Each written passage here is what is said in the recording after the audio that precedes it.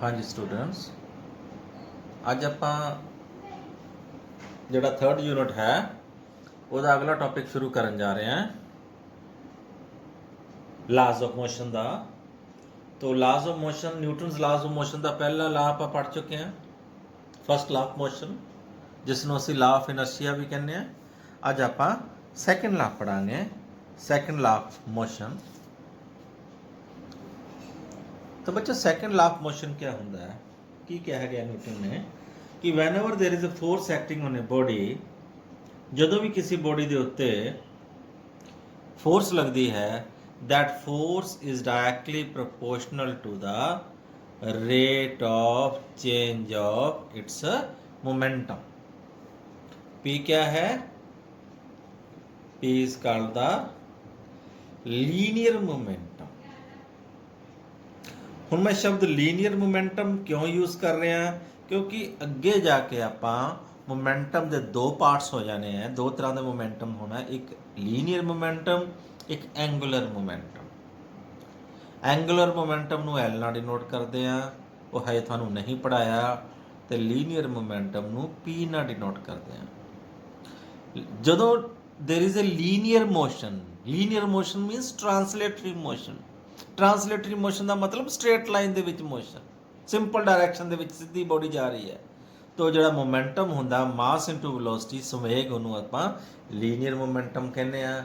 ਲੇਕਿਨ ਜਦੋਂ ਬੋਡੀ ਇੱਕੋ ਥਾਂ ਤੇ ਖੜੀ ਹੋ ਕੇ ਸਰਕਲ 'ਚ ਘੁੰਮਦੀ ਹੈ, ਸਰਕੂਲਰ ਮੋਸ਼ਨ ਹੁੰਦਾ, ਉਦੋਂ ਬੋਡੀ ਦੇ ਵਿੱਚ ਡਿਸਪਲੇਸਮੈਂਟ ਐਂਗੂਲਰ ਡਿਸਪਲੇਸਮੈਂਟ ਹੁੰਦੀ ਹੈ, ਤੇ ਉਦੋਂ ਜਿਹੜਾ ਮੋਮੈਂਟਮ ਹੁੰਦਾ ਬੋਡੀ ਦੇ ਵਿੱਚ ਉਸ ਨੂੰ ਆਪਾਂ ਐਂਗੂਲਰ ਮੋਮੈਂਟਮ ਕਹਿੰਦੇ ਆ। ਚਲੋ ਉਹ ਤਾਂ ਬਾਅਦ ਦੇ ਵਿੱਚ ਪੜਾਂਗੇ। ਤਾਂ let m is the mass of the body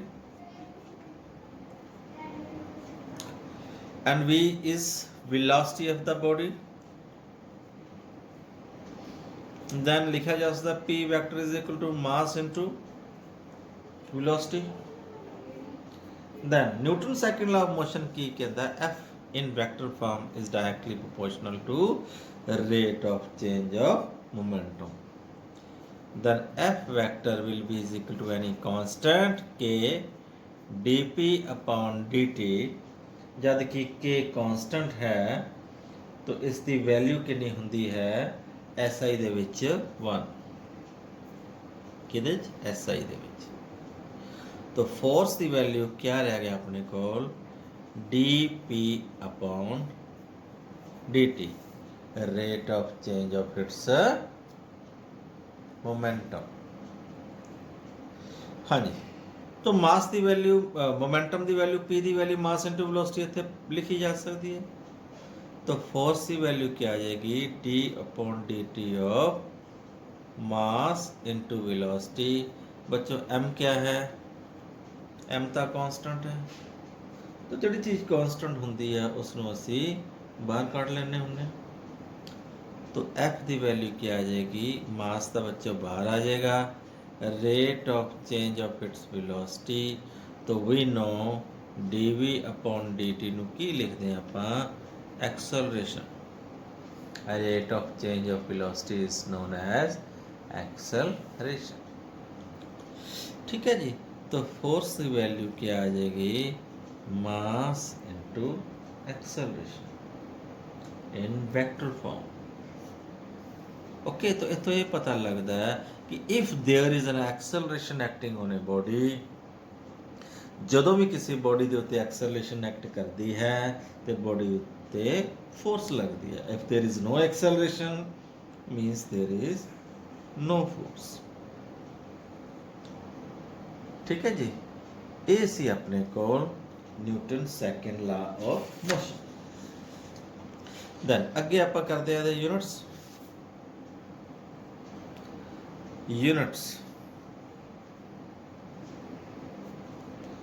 units of force. हाँ जी बच्चे, फोर्स से दो यूनिट्स ने। पहला यूनिट है absolute unit.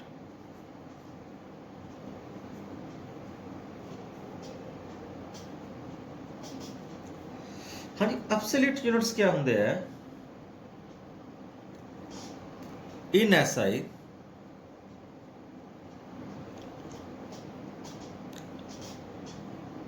if force is equal to 1 newton, mass is equal to 1 kilogram, and acceleration produced is equal to 1 meter per second square, then 1 newton is equal to 1 kilogram meter per second square. तो SI ਦੇ ਵਿੱਚ absolute units ਹੈ ਆਪਣੇ ਕੋਲ Newton. ਠੀਕ ਹੈ ਜੀ। तो ਸੈਕੰਡ ਪਾਰਟ ਦੇ ਵਿੱਚ ਇਨ CGS, तो CGS ਦੇ ਵਿੱਚ ਯੂਨਿਟਸ क्या ਹੋਏਗਾ, dyne. Means if mass is equal to 1 gram, acceleration is equal to 1 centimeter per second square, and 1 dyne is equal to 1 gram centimeter per second square। तो एक relation है, that is a relation between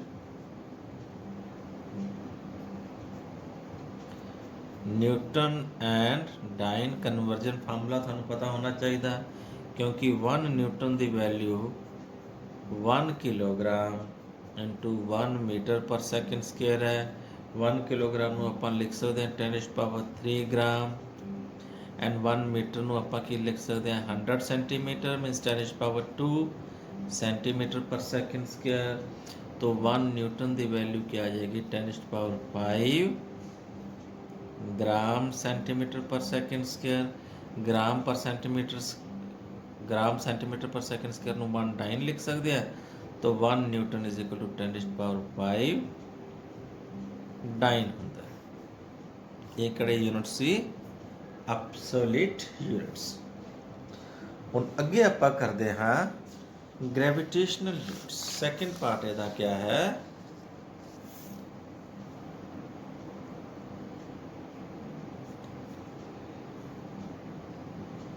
gravitational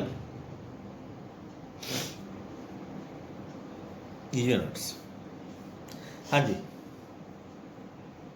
तो gravitational unit क्या होंदा है, ध्यान नाल सुनियो। इफ इन SI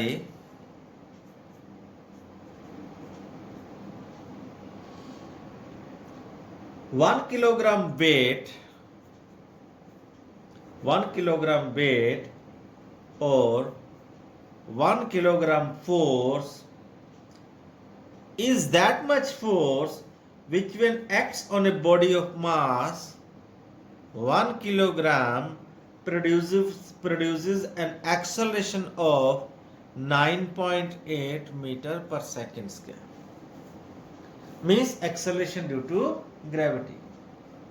तो उस फोर्स ਨੂੰ ਅਸੀਂ 1 किलोग्राम वेट भी कह दें या फिर 1 किलोग्राम फोर्स भी कह दें। मीनस यदि वैल्यू कि बराबर हो जाएगी 9.8 kilogram metre per second square, मीनस 9.8 Newton. एक कन्वर्जन फैक्टर है ग्रेविटेशनल यूनिट्स तो एब्सोल्यूट यूनिट्स। ਤੁਹਾਡੇ ਕੋਲ ਗ੍ਰੈਵਿਟੇਸ਼ਨ ਯੂਨਿਟਸ ਦਿੱਤਾ, ਤੁਸੀਂ ਐਬਸੋਲੂਟ ਯੂਨਿਟਸ ਚਾਹਣਾ तो 9.8 ਨਾਲ ਜਸਟ ਮਲਟੀਪਲਾਈ ਕਰਨਾ। ओके 9.8 ਨਾਲ ਮਲਟੀਪਲਾਈ ਕਰ ਦੋਗੇ ਤੇ ਸਾਡੇ ਕੋਲ ਨਿਊਟਨ ਦੇ ਵਿੱਚ ਯੂਨਿਟ ਆ ਜਾਏਗਾ, ਐਬਸੋਲੂਟ ਯੂਨਿਟਸ ਆ ਜਾਣਗੇ। ਇਸੇ ਤਰ੍ਹਾਂ ਸੈਕੰਡ ਪਾਰਟ ਹੈ ਦਾ CGS ਦੇ ਵਿੱਚ। ਇਨ CGS तो CGS ਚ ਬੱਚੇ ਹੋ ਜਾਏਗੀ 1 ग्राम वेट या फिर 1 ग्राम फोर्स, जबकि मास कितने बराबर होएगा 1 ग्राम, एंड एक्सेलरेशन होएगी 980 सेंटीमीटर पर सेकेंड स्क्वायर, जिसमें एक्सेलरेशन ड्यू टू ग्रेविटी कहने हैं। मीन्स 1 ग्राम वेट या फिर और 1 ग्राम फोर्स की वैल्यू होएगी 980 डाइन के बराबर। ओके, तो सीधा ही लिखता मैं। इसकी कन्वर्जन फैक्टर भी तुसी याद रखनी है। तो एक है second law of motion in vector form, जल्दी जल्दी वो भी कर लेने हैं।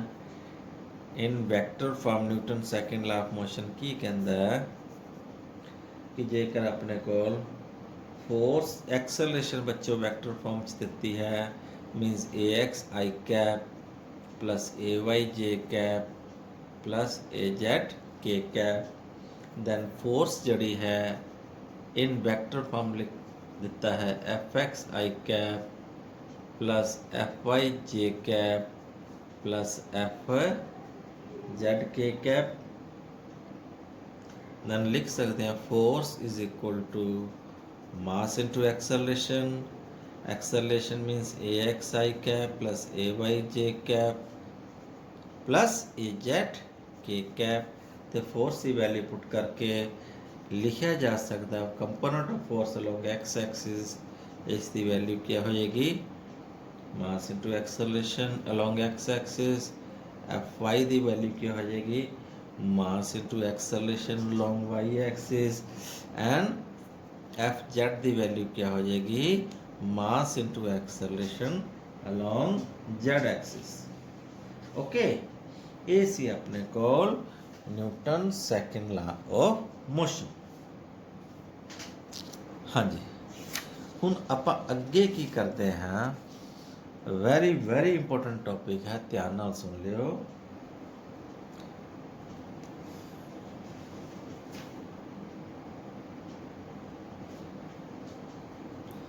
Principal of conservation of linear momentum. Principle of conservation of linear momentum.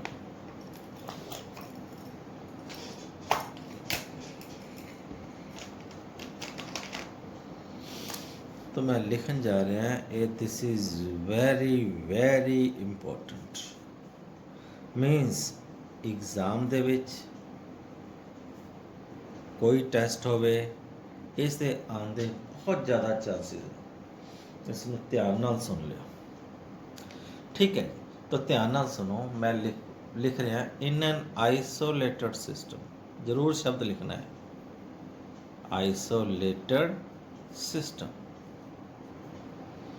हाँ जी, आइसोलेटेड सिस्टम का फिजिक्स के की मतलब है, यदा भी थानू मतलब पता होना चाहिए। कैमिस्ट्री आइसोलेटेड आप कुछ होर कहने, फिजिक्स होर कुछ कहने। कैमिस्ट्री कह देने कि a system is set been isolated when it is not exchanging any heat with the surroundings, है ना, कि ना हीट कंटेंट वगैरह सराउंडिंग के नाल नहीं चेंज होता। फिजिक्स के भी कह देने थर्मोडायनैमिक्स के विच। लेकिन इत्थे जो आप लाज of motion, Newton's laws of motion की गल कर रहे हैं, इत्थे आइसोलेटेड सिस्टम का मतलब ये है कि when there is no force acting on the system या resultant force acting on the system is zero, मीनस forces तो लग रही हैं लेकिन इस तरह लग रही हैं कि उन्होंने सम टोटल जड़ा है वो जीरो है, नेट फोर्स जड़ी है बॉडी के उत्ते वो जीरो है। Then in an isolated system तो vector sum of linear momenta MOM momenta, momenta का मतलब होंदा है प्लूरल MOMENTA, MOMENTA। मोमेंटा का मतलब मोमेंटम हो गया एक बॉडी सिंगल एक वचन, मोमेंटा हो गया बहुवचन प्लूरल, मोमेंटम का प्लूरल बहुवचन, बहुत सारे मोमेंटम्स नहीं शब्द लिखते असी मोमेंटा कह देने हैं। तो vector sum of linear momenta of all the bodies is conserved. Conserved का मतलब कॉन्स्टेंट। मीनस जे मान लो सिस्टम हैप्पी पार्टिकल है, ਇਹਦੇ ਵਿੱਚ ਕਿੰਨੇ ਸਾਰੀਆਂ ਬੋਡੀਜ਼ ਨੇ M1 V1, ਪਹਿਲੇ ਪਾਰਟੀਕਲ ਦਾ ਮੋਮੈਂਟਮ, ਦੂਜੇ ਪਾਰਟੀਕਲ ਦਾ M2 V2, ਤੀਜੇ particle the momentum M3 V3 and so on, last particle ਹੈ Mn Vn। ਇਹਨਾਂ ਦਾ ਸਾਰਿਆਂ ਦਾ ਮੋਮੈਂਟਮ ਦਾ ਜੋੜ ਜਿਹੜਾ ਹੈ ਉਹ ਕੀ ਹੋਏਗਾ constant. This is called principal of conservation of linear momentum. Let's prove it. हाँ जी, प्रूफ बच्चे यही करेंगे। Let us suppose let a body of mass m consist of particles, अलग अलग पार्टिकल्स ने ऑफ मासेस जिन्हां दियां वक्रे वक्रे मासेस ने m1 m2 m3 and so on mn। एक बॉडी n पार्टिकल्स की बनी हुई है, सब पार्टिकल्स के अलग अलग मासेस है, मूविंग विद डिफरेंट वेलोसिटीज। सारे पार्टिकल्स डिफरेंट वेलोसिटीज ਨਾਲ मूव कर रहे हैं, v1 vector comma v2 vector comma v3 vector comma and so on vn vector respectively. Respectively का मतलब m1 पार्टिकल मूव करेगा v1 वेलोसिटी ना, m2 पार्टिकल मूव करेगा v3 वेलोसिटी ना, m4 पार्टिकल मूव करेगा v4 वेलोसिटी ना। ठीक है जी। दैन टोटल मोमेंटा कितना होएगा सिस्टम का, टोटल मोमेंटा p वैक्टर लिख सकते हैं m1 v1 plus m2 v2 plus m3 v3 and so on up to mn vn। हाँ, according to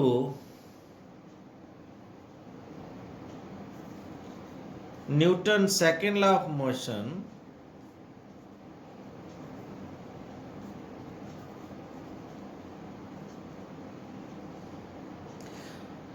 net external force act on a body is equal to a rate of change of linear momenta। okay, now we know as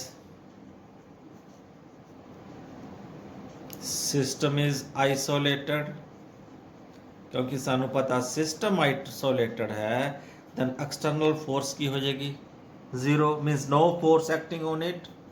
ਇਹਦਾ मतलब की ਹੁੰਦਾ है, no force acting on the system, system के उत्ते कोई बाहरों force तो लग नहीं रही, नो कड़ी फोर्स एक्सटर्नल फोर्स। इंटरनल तो हो सकती ने, लेकिन एक्सटर्नल फोर्स बाहरों की फोर्स नहीं लग रही। दैन एफ एक्सटर्नल जो जीरो पुट करांगे मीनस डी अपॉन dt की वैल्यू जीरो आ जाएगी। जो किसी का डेरीवेटिव जीरो होंदा है, किदा डेरीवेटिव जीरो होंदा है, कांस्टेंट का डेरीवेटिव जीरो होंदा ना, तो इसका मतलब p की वैल्यू क्या हो जाएगी, m1 v1 plus m2 v2 plus up to so on mn vn का जोड़ की होएगा कांस्टेंट। मीनस ਇਹਦਾ सम की है कांस्टेंट है, याद रखियो। मीनस जे एक दा मोमेंटम बढ़ गया दूजे दा घट जाएगा, जिहड़ा सम टोटल है वो कांस्टेंट ही रहना है। ठीक है जी, नैक्सट वीडियो च दी कुछ एग्जाम्पल करांगे linear momentums the. Thank you, have a nice day.